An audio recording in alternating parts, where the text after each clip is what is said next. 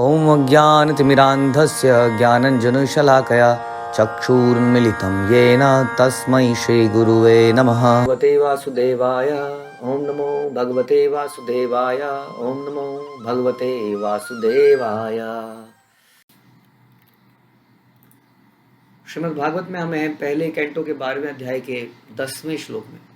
तो प्रसंग चल रहा है किस प्रकार से परीक्षित महाराज का जन्म हो रहा था और कैसे भगवान उनके पेट में जाकर उतरा के उनको बचाते हैं, कैसे भगवान एक अंगूठे के साइज़ जितने हैं और कैसे अंगूठे के साइज़ में भी उनकी चतुर्भुजाएं हैं।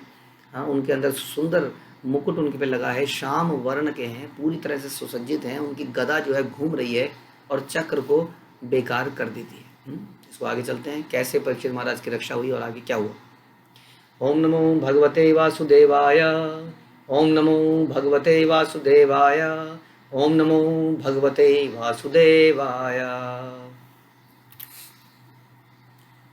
अस्त्र तेज स्वगदाय निहारमिव गोपति विदमन्तं सन्निकर्षे पर्येक्षतक इत्सयो। भगवान उस ब्रह्मास्त्र के तेज को विनष्ट करने में इस प्रकार संलग्न थे जिस तरह सूर्य ओस की बूंदों को उड़ा देता है। वे बालक को दिखाई पड़े तो वे सोचने लगा कि वे कौन थे।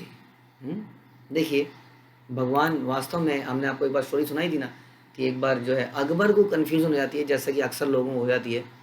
हमारे शास्त्रों में जो भगवान के अलग अलग रूप बताए गए उनको कई लोग कहते हैं कि आपके भगवान तो सारे जानवर ही हैं इत्यादि। कई लोगों को कन्फ्यूजन आते हैं। तो अकबर भी एक बार बीरबल से बोलता है ना कि क्या भैया तुम्हारे भगवान पे कोई काम नहीं है, जब देखो अवतार लेता रहता। आप कहते हैं ये अवतार ये अवतार ये अवतार ये अवतार, कोई काम नहीं, ऐसा लगता है क्योंकि उनके वहाँ तो वो कभी सुनते ही नहीं है कि अवतार।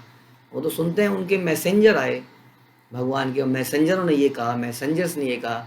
यहाँ तो मैसेंजर के साथ साथ भगवान ही स्वयं आ जाते हैं। ऐसे कई घटनाएं बताई गई है ना। तो किस प्रकार से बीरबल उनको रियलाइज़ कराते हैं कि जब किसी व्यक्ति के अपने ऊपर बीतती है, अपने बेटे के ऊपर कुछ संकट आ जाता है, तो वो किसी नौकर को नहीं बोलता है कि तुम जाके काम करो, मेरे बेटे को चोट लगी है। अगर किसी के बेटे को ज़्यादा चोट लग जाए तो नौकर को नहीं, बेटा जा इसको जरा डॉक्टर के पास दिखा के लाइयो।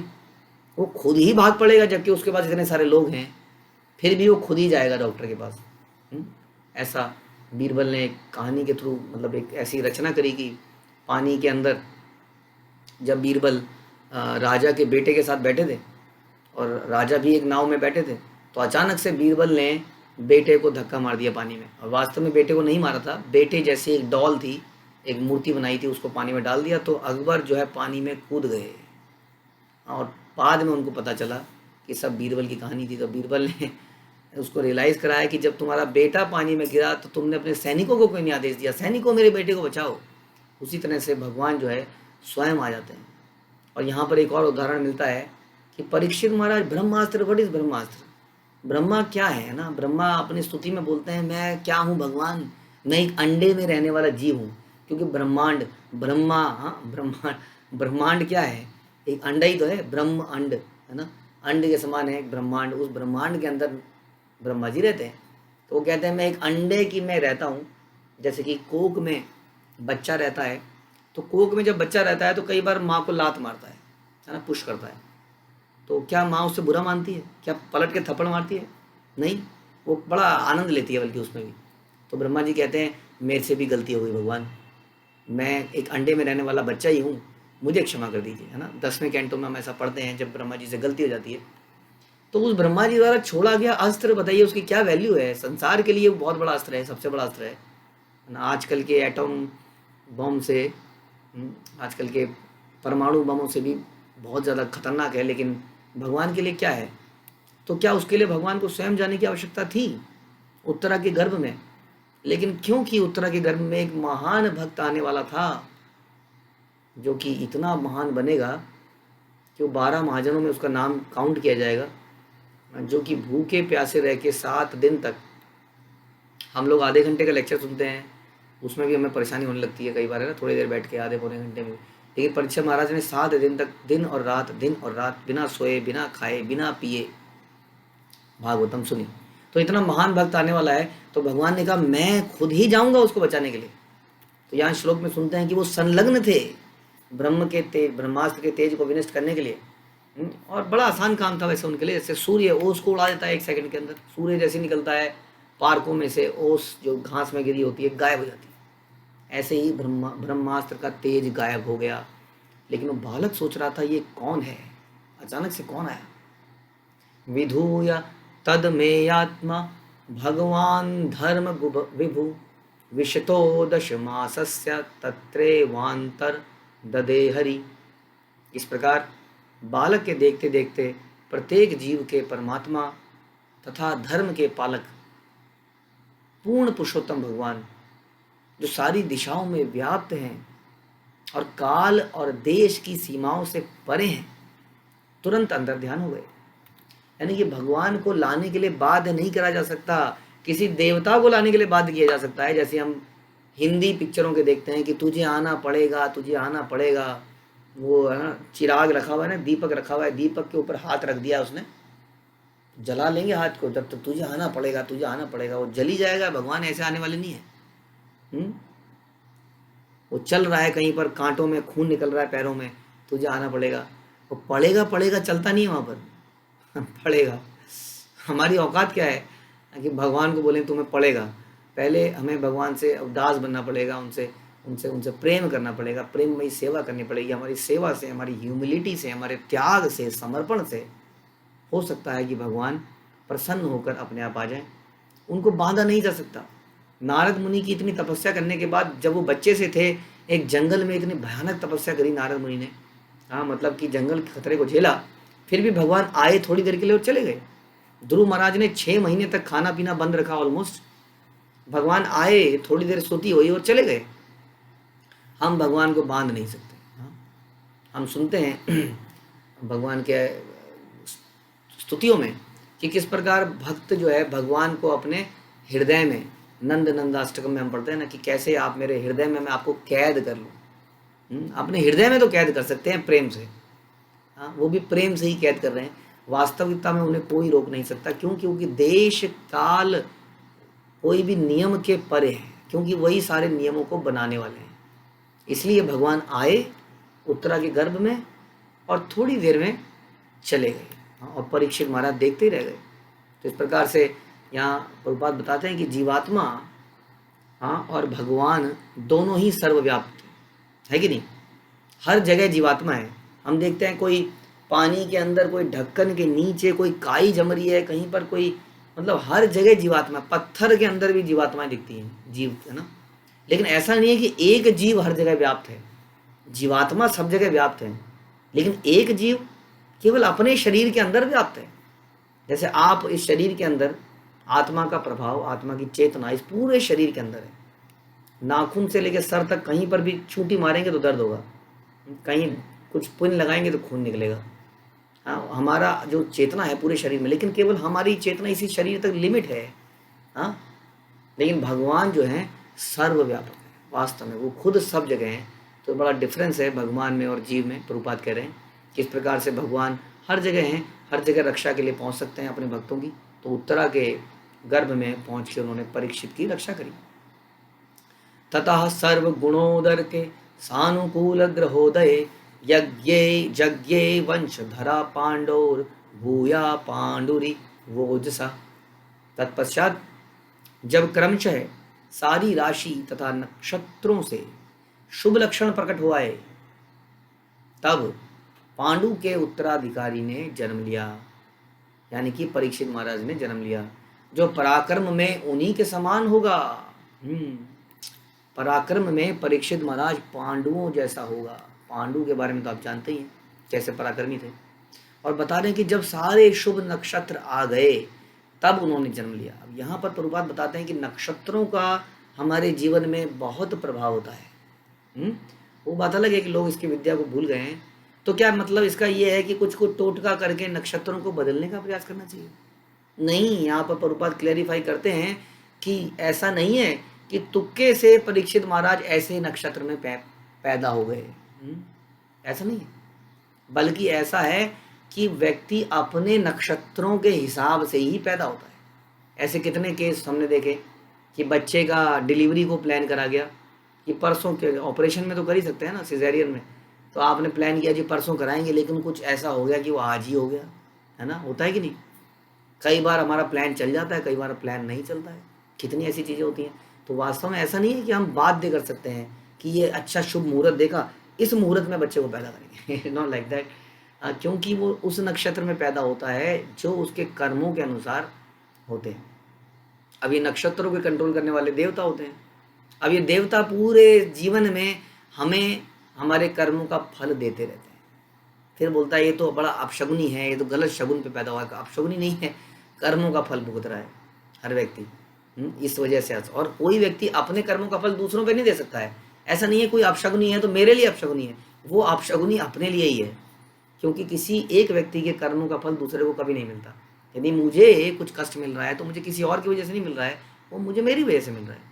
तो प्रभुपाद क्लैरिफाई करते हैं कि नक्षत्र इत्यादि ये सब कुछ है, ये हस्त रेखाएं हैं, लेकिन ये हस्त रेखाएं, ये नक्षत्र, ये हमारे माथे की रेखाएं, ये पैर की रेखाएं, ये सब हमारे कर्मों के अनुसार हमारे भाग्य लिखा हुआ है। भाग्य तो लिखा हुआ है, सही बात है, लेकिन हमारे कर्मों के अनुसार लिखा है। इसलिए किसी पंडित से कोई टोटका टकरा के ये भाग्य नहीं बदला जा सकता। ध्यान रखिए, इस भाग्य को बदलना है तो भगवान के लिए कर्म करना पड़ेगा, कर्म योग करना पड़ेगा, तब ये हमारे कर्मों का फल समाप्त होगा, तब हम इससे बच सकते हैं। तो इस प्रकार से जब सारे बहुत, क्योंकि बहुत ही महान भक्त था, तो उस वक्त जब वो पैदा हुए तो सारे, यानी कि बच्चे ने तब तक वेट किया, कह सकते हैं, जब सारे शुभ नक्षत्र प्रकट हो गए, लक्षण आ गए, तो बच्चा वहां पर आ गया। तस्य प्रीत मना राजा विप्रेर धौम्य कृपादि भी जातकम कारयामास वाचयित्वा च मंगलम। महाराज परीक्षित के जन्म से अत्यंत संतुष्ट हुए। राजा युधिष्ठिर ने जात संस्कार कराया। धौम्य, कृप इत्यादि विद्वान ब्राह्मणों ने शुभ स्त्रोतों का पाठ किया। यहाँ पर उपाध्याय बहुत कुछ लिख रहे हैं कि किस प्रकार से संस्कार हमारे जीवन के लिए बड़े इंपॉर्टेंट है। ये संस्कार बचपन से, देखिए, जीव का सबसे पहला संस्कार तो हम गर्भधान संस्कार कहते हैं, यानी कि पैदा होने से पहले ही संस्कार चालू हो जाते हैं। ये संस्कार वास्तव में क्या है हम आपको बताते हैं। संस्कार कोई जादू टोना नहीं है, संस्कार कोई अंधविश्वास नहीं है। वास्तव में संस्कार ऐसी चीज़ें हैं, जब छोटे में, जब कई चीज़ों में हम भगवान को डायरेक्टली रिमेंबर नहीं कर सकते हैं ज्ञान लेके, तब कुछ हैबिट्स के माध्यम से, कुछ रिचुअल के माध्यम से हमारे हृदय में भगवान के प्रति श्रद्धा, प्रेम पैदा किया जाता है। इसको संस्कार कहते हैं। जब व्यक्ति अपनी समझ से नहीं कर सकता है कोई चीज़, तो उसके सामने कुछ ऐसे रूल्स बना दिए जाते हैं, जैसे कि वो बच्चा है कोई छोटा सा, उसको पता नहीं है कि पैर छूना क्या होता है, प्रणाम करना क्या होता है। हम कहते हैं ना, बच्चे को बचपन से सिखाते हैं नमस्ते करो, या हम कहते हैं हरे कृष्णा करो, हरि बोल बोलो, तो हमारे बच्चे कई बार हरि बोल ऐसे करते हैं। अब उसको पता नहीं है कि हरि बोल क्या चीज़ है, लेकिन हरि बोल करके इनडायरेक्टली हमने उसके हृदय में ऐसी आदत डाल दी जिससे वो भगवान का नाम ले रहा है, भगवान को प्रणाम कर रहा है, वैष्णवों को प्रणाम कर रहा है। इस प्रकार वो सुकृति अर्जित कर रहा है बचपन से ही, जबकि उसको मालूम कुछ नहीं है, क्योंकि हम अज्ञानी हैं। इसलिए हमारा एक कर्तव्य बनता है कि शास्त्रों में जो भगवान को प्रसन्न करने के लिए रिचुअल बनाए गए हैं उसको हमें कर लेना चाहिए, है ना। जैसे हम भगवान को प्रणाम करने के लिए उनको बिल्कुल दंडवत प्रणाम करते हैं, लेफ्ट साइड में भगवान रखते हैं, आरती करते हैं। आरती करने की कुछ विधियां हैं। कई लोग कहते हैं नहीं नहीं जी ये तो टोटका है, पता नहीं क्या करते हो, 7 बार क्यों घुमाते हो, 1 बार घुमाऊंगा मैं तो, ऐसा क्यों करना है, ये क्यों करना है। तो हमें उसका ज्ञान नहीं है ना, अभी हमारे को उसकी बुद्धि नहीं है। जब हम तीसरी चौथी क्लास में, पहली दूसरी क्लास में होते हैं, जो टीचर बताता है उसको मान लेते हैं, है ना। 2 2 दिस, 2 3 दिस, हम मानते चले जाते हैं। हम तो नहीं कहते ना नहीं मेरे को तो, मैं तो नहीं मानूंगा इस बात को। मानने वाला क्वेश्चन तो आएगा जब हम मे बी PhD कर रहे होंगे, then we can do something research work. अभी तो मान लेना ही उचित है। इसी को संस्कार कहते हैं। तो ये संस्कार व्यक्ति के पैदा होने से पहले होते हैं, जानते हैं आप, पैदा होने से भी पहले बताइए, गर्भदान संस्कार, यानी कि किसी व्यक्ति को संतान प्राप्त करनी है, हाँ, तो भी वो गर्भदान संस्कार द्वारा भगवान की स्तुति करता है ताकि एक दिव्य आत्मा माँ की कोख में आए। और उसके बाद सीमांत नयन संस्कार होता है, और इस प्रकार कई सारे संस्कार ड्यूरिंग द प्रेगनेंसी ही हो जाते हैं। और प्रेगनेंसी के बाद पहला संस्कार होता है जात कर्म, जिसमें बच्चे की नाल को माँ की उससे काटा जाता है। अब तो खैर ये संस्कार हो ही नहीं सकता है, क्योंकि अब तो हॉस्पिटल वाले काट कूट के देते हैं, पहले ही संस्कार किया जाता। तो इस प्रकार से जात संस्कार कराया। तो इस संस्कार की बड़ी वैल्यू हमने ये समझा किस प्रकार से ये हमारे हृदय में कृष्ण हाँ, के प्रेम को जागृत करता है अनजाने के अंदर, इम्प्रेशन छोड़ता है हमारे हृदय में, इम्प्रेशंस। बचपन से ही हम लोग ये सब करने लग जाते हैं, तो ये संस्कार बहुत इंपॉर्टेंट है। तो इस संस्कार में धौम्य, कृप इत्यादि विद्वानों ने, ब्राह्मणों ने इस संस्कार को कराया, क्योंकि ब्राह्मण जो कहते हैं ना, भगवान कहते हैं नमो ब्राह्मणे देवाय गौ ब्राह्मण हिताय च जगतताय कृष्णाय गोविंदाय नमो नमः। ब्राह्मण यानी कि वैष्णव, कि वैष्णव भगवान के बड़े प्रिय हैं, इसलिए उनके द्वारा जो कार्य किया जाता है, उनकी जब सिफारिश लग जाती है, हाँ, तो भगवान जल्दी से प्रसन्न हो जाते हैं। हम अपनी गुरु परंपरा की सिफारिश के द्वारा ही भगवान के धाम में जा पाएंगे। प्रभुपाद कहते थे कि आप मेरे बनाए हुए नियमों का पालन करो, which is not enough, I must tell you. Srila Bhakti Siddhanta Saraswati के समय पर व्यक्ति को 64 माला करने को बोला जाता था। आप सोच सकते हैं 64 माला, कई भक्तों ने आज 64 माला करी है। करने में पूरा आधा दिन निकल जाता है हमारा, है ना, वो भी बिना खाए पिए, बिना कुछ करे, तब जाके हम आधे दिन में कर पाते हैं। खाना पीना करते करते तो उसमें 3-4 बज जाएंगे। सोचिए पूरा दिन तो निकल ही गया, 64 माला। और ऐसा बोला जाता था कि जो 64 माला नहीं करता वो शूद्र है, ऐसा बोला जाता था। इसलिए प्रभुपाद ने बड़ी कृपावश 16 माला इत्यादि हमारे लिए नियम बनाए। प्रभुपाद ने कहा कि ये नियम अगर कर लोगे फॉलो, मेरे बनाए हुए, अपराध नहीं करोगे, वैष्णव अपराध नहीं करोगे, तो मैं तुम्हें बैक एंट्री से, बैक गेट से भगवान के धाम में एंट्री करा दूंगा। फ्रंट गेट से आने की तुम्हारी एलिजिबिलिटी नहीं है, क्योंकि हम लोग तो कुछ करते ही नहीं है वास्तव में। लेकिन यदि गुरु को प्रसन्न कर लें, केवल इतना कर लें, हाँ, तो गुरु की सिफारिश से भगवान उसको एक्सेप्ट कर लेते हैं। ये आजकल के लोग क्या जाने हैं यहाँ एक गूढ़ रहस्यों को। इसके बारे में आगे आप सुनेंगे थोड़ा सा और, कि उत्तम और मध्यम अधिकारी कौन होता है। आजकल तो मोस्टली निम्न अधिकारी हैं, जो केवल अगर भगवान को कोई मानता भी है तो कहता है बस ये विग्रह है ना, ये भाई इसको मानूंगा, ये आसपास के लोग, ये टटपूंजी लोग नहीं चाहिए, मैं और मेरा भगवान, ये पता नहीं क्या टटपूंजी से बैठा रखे हैं, इकट्ठे कर रखे हैं, इनको नहीं मानूंगा। हाँ, तो ऐसा प्रचलन है। तो गुरु को क्या पसंद करेगा और गुरु को कहाँ पहचानेगा, गुरु के प्रति शरणागति क्या करेगा, तो इसके बारे में हम सुनेंगे। तो यहाँ पर हमने सुना कि इस प्रकार से इन विद्वानों ने ये जात संस्कार कराया, क्योंकि भगवान ब्राह्मणों के द्वारा ही कुछ एक्सेप्ट करते हैं। तो इस प्रकार से हिरण्यम गाम महिम ग्रामान हस्ति अश्वान नृपिति वरान प्रदात सुवन्नम चा विप्रेभ्या प्रजा तीर्थे सा तीर्थविद। पुत्र के जन्म लेने पर राजा ने ब्राह्मणों को क्या दिया जानते हैं? क्या देता है आदमी? अगर कोई ब्राह्मण आपके घर में संस्कार कर दे तो आप क्या दोगे? 501 रुपये, 1100 रुपये, 2100 रुपये, 5100 रुपये, हाँ, 10,000 रुपये। अगर प्रभु जी अब तो थोड़ा ज़्यादा हो रहा है, 10,000 तो अब ज़्यादा ही हो गया थोड़ा। हाँ, यहाँ इन्होंने क्या दिया सुनिए, इन्होंने ब्राह्मणों को सोना दिया, गोल्ड, भूमि दी, गांव दे दिए, पूरा गांव तुम्हारा। और ये सच्चाई है। आज भी मैं अभी पीछे कुछ दिन पहले गया था शिमला में, तो वहाँ पर एक मंदिर है, उस पुरानी ज़मीन है, बहुत पूरा पहाड़ी एरिया है, बहुत बड़ा। तो वो पहाड़ी एरिया आज तो उसकी बड़ी वैल्यू हो गई है, उस वक्त भी वैल्यू रही होगी। तो जो उस मंदिर को टेक केयर करने वाले वैष्णव हैं, उनको वो सारी ज़मीन राजा ने दान में दे दी थी। बहुत लंबी चौड़ी ज़मीन है आज की डेट में, तो आजकल तो खैर मामला ही बदल गया है। तो सारी की सारी ज़मीन दे दी थी उनको। ऐसा नहीं कि मंदिर संभालो जी, पूरा का पूरा। हाँ, तो इस प्रकार से यहाँ पे दिखता है कि ग्राम के ग्राम सोना, भूमि, घोड़े, उत्तम अन्न दान में दिया, क्योंकि वो जानते थे कि कैसे, कहाँ और कब दान देना चाहिए। आजकल हमारे हृदय में अगर करुणा भी आती है तो हमारे अंदर ज्ञान ही नहीं है कि देना किसको है।